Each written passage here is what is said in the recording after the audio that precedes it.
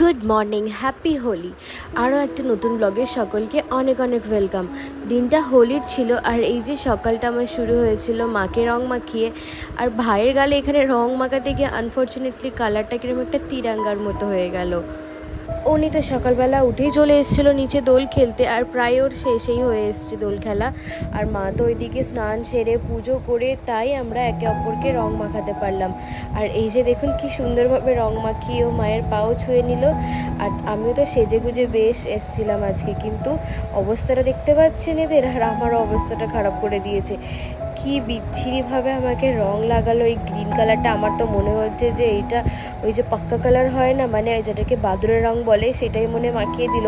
এবারে আমার ভয় যে ওটা উঠবে কি না। আর এইখানে খালি এদের অবস্থা দেখুন, আমি যে কাউকে কালার লাগাবো একটুও কারোর কোথাও খালি নেই।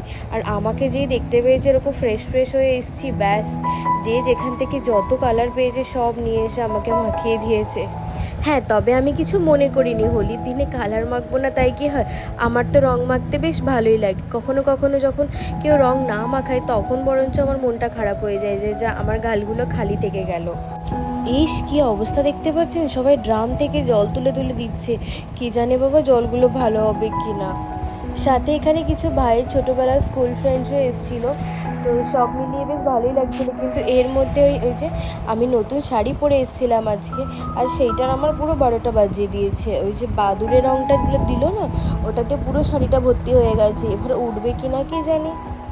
আমি তো সব অনুষ্ঠানেই শাড়ি পরি, আর ভাবলাম দোলটাই বা বাদ যাবে কেন। আর নতুন হোয়াইট কালারের শাড়িটাও ছিল, তো পরেও ফেলেছি। যাই, বেলা অনেক হলো, এবার একটু ঘরে যাই। আর মা তো ওখানে কখনই চলে গেছে। এদের এই অবস্থা দেখে মা অনেকক্ষণ আগে পালিয়েছে। মা, তুমি কালার মেখে শুয়ে আছো?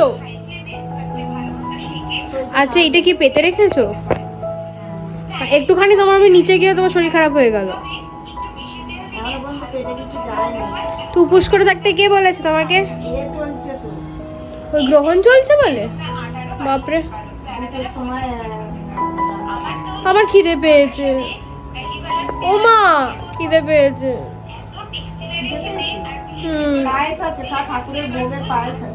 না, ঝাল ঝাল কিছু খেতে ইচ্ছে হবে।